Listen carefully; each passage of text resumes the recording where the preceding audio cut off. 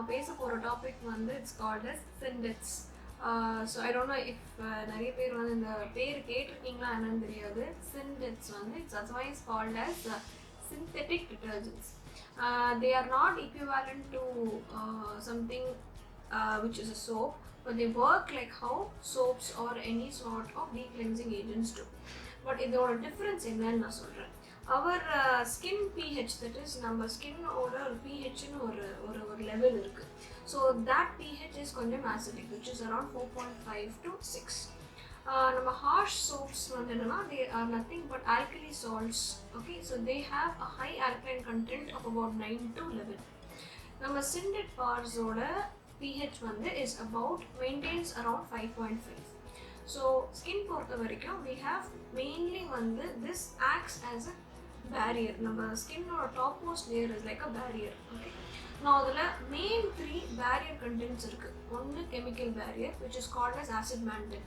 So இந்த acid mantle என்னென்னா நம்ம ஸ்வெட் கிளான்ஸ் இருக்கு இல்லையா, எண்ணெய் சுரப்புகளும் ஆயில் கிளான்ஸ் இருக்குது வேறு சுரப்புகளும் அதனோட ஒரு காம்பினேஷனில் வரக்கூடிய ஒரு பர்டிகுலர் pH தான் நம்ம ஸ்கின்னில் ஆசிடிக்னு சொல்லுவோம். ஸோ அதுதான் மெயின் கெமிக்கல் பேரியர். நெக்ஸ்ட்டு வந்து பயாலஜிக்கல் பேரியர்னு சொல்லுவோம். அதாவது ஸ்கின்லேயே சர்டன் ஆர்கானிசம்ஸ் இருக்குது which is called as microbiome or microflora which is good for the skin. ஓகேங்களா. தேர்ட் வந்து லிப்பிட் பேரியர்னு சொல்லுவோம். ஸோ ஸ்கின்னோட டாப்மோஸ்ட் லேயர் நம்ம டெட் செல்ஸ்ன்னு சொல்லுவோம் இல்லையா, அதுக்கு பேர் கார்னியோசோம்ஸ். அந்த 2 கார்னியோசோம் அட்டாச் பண்ணுறது தான் ஒரு lipid layer or layer contains which basically contains of lipids or fats. இப்போ அந்த ஃபேட் கண்டென்ட் வந்து suppose it gets removed because of using of the harsh soaps which is alkaline nature, and acidic and the alkaliness, so it reacts and then it basically forms like it reacts to the skin and removes the lipid content from the skin. So it affects the lipid barrier, it affects the chemical barrier ஏன்னா அந்த acidic pH மாறுது, and also that it enters the other pathogenic organisms, that is other bacteria and viruses enter easily through the skin. So இதனால் வரக்கூடிய என்ன ப்ராப்ளம்ஸ்னா, because நம்ம வந்து lipid content குறையிறதுனால your normal moisture on your skin is decreased. The skin decreases the transepidermal water loss from the water loss from the body increases. So again lack of moisture. The skin will feel very very dry. It will be dehydrated. There will be lack of moisture. So that is the reason why I'm trying to say is if some people already have certain existing skin conditions like seborrheic dermatitis or xerosis which is extreme dry skin, or they have some other conditions which affects the skin like atopic dermatitis or any sort of erythroderma, நிறைய conditions இருக்கு, inflammatory conditions இருக்கு, psoriasis. So அந்த மாதிரி patients வந்து can ஸ்விட்ச் over or try using Syndet bars. நம்ம soap versus Syndet bars வந்து நீங்கள் வந்து சில கண்டிஷன்ஸ் இருக்கும்போது psoriasis, நார்மலாக ஸ்கின் ப்ராப்ளம்ஸ் இருக்கும் இல்லையா, அவங்க வந்து டெஃபினட்டாக Syndet bars யூஸ் பண்ணால் பெட்டராக இருக்கும். ஏன்னா நம்ம ஸ்கின்னோட அந்த ஈரேன்னு ஃபஸ்ட்டு இருக்கிற மாதிரி, தென் அந்த ஹைட்ரேஷன் இருக்கிற மாதிரி இருக்கிற ஆல்ரெடி எக்ஸிஸ்டிங் கண்டிஷன் வந்து நம்ம ஹார்ஷ் சோப்ஸ் யூஸ் பண்ணால் நான் சொன்னது எல்லாமே ஜாஸ்தி ஆகுற மாதிரி இதெல்லாம் வந்து கம்மி பண்ணோன்னா நம்ம ஸ்கின் pHக்கு வாட்டர் சூட்டட் மாதிரி சிந்தட்டிக் டிட்டர்ஜென்ட்ஸ் வந்து இருக்குது. அதுக்கு சிந்தட்டிக் டிட்டர்ஜென்ட்ஸ் பேர் இல்லாமல் Syndet bars போட்டிருக்கோம். ஸோ அதை வந்து யூஸ் பண்ணால் is much better, is much healthier for the skin and you can maintain your skin hydration also well. இப்போ நார்மல் சோப்புக்கும் Syndet barக்கும் என்ன வித்தியாசம்?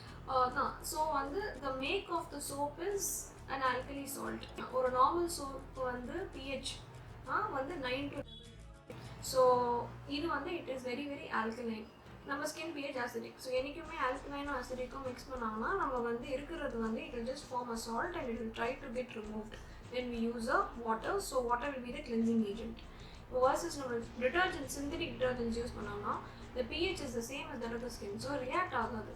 ஸோ நம்ம வந்து கிளென்சிங் ப்ராப்பர்ட்டி மட்டும் தான் அதை பண்ண போகுது. So any sort of synthetic detergent or soap acts as a surfactant. Surfactantனா something which removes the or decreases the surface tension of the skin. So நம்ம அந்த யூஸ் பண்ணோன்னா இருக்கிற டஸ்ட் பொல்யூஷன் எல்லா மாலிக்யூல்ஸும் அதுக்குள்ளே அட்ராக்ட் ஆகி நெக்ஸ்ட்டு நம்ம second cleansing agent water use பண்ணோன்னா அதுலேருந்து ரிமூவ் ஆகிடும்.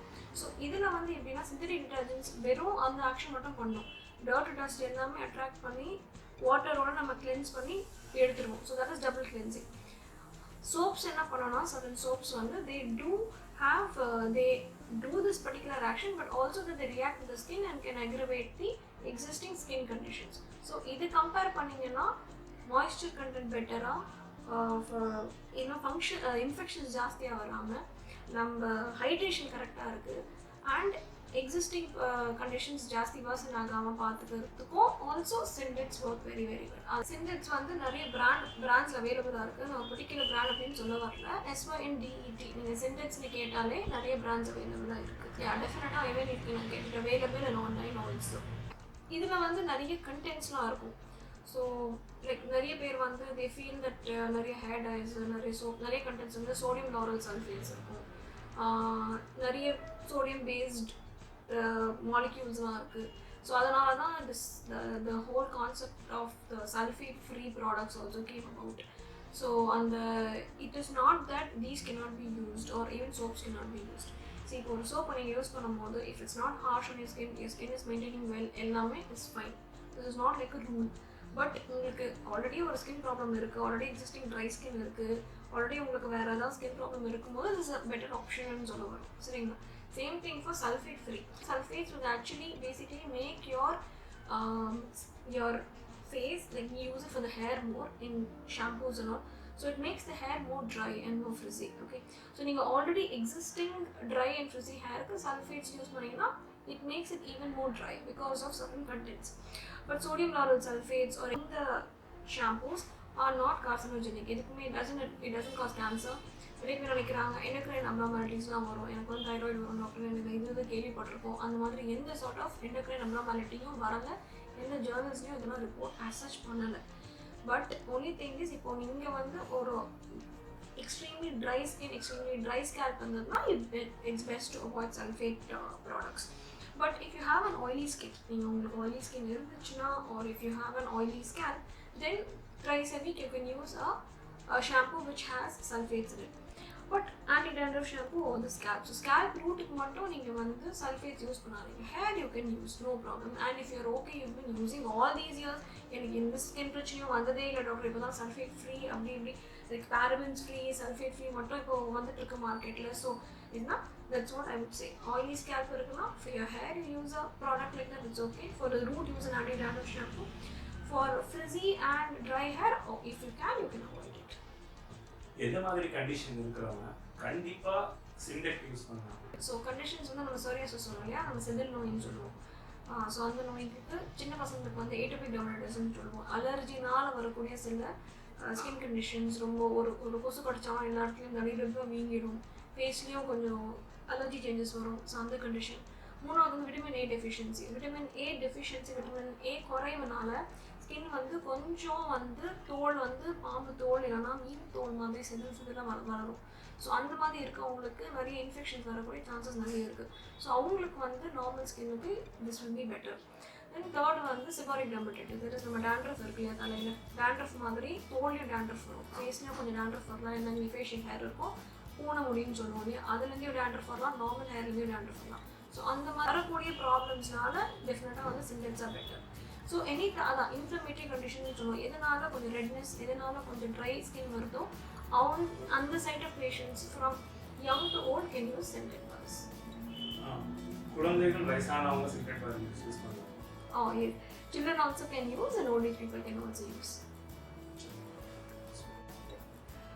Hi, I'm Dr. Gayatri Rajesh, dermatologist and cosmetologist. I'm working in Chennai. For anything about skin, hair and nail, I have tried to put it in a lot of videos which will be coming about. So please understand when to go to a doctor or why you should go to a doctor, or I try to explain as much as possible in a simple way. So do subscribe and thank you very much.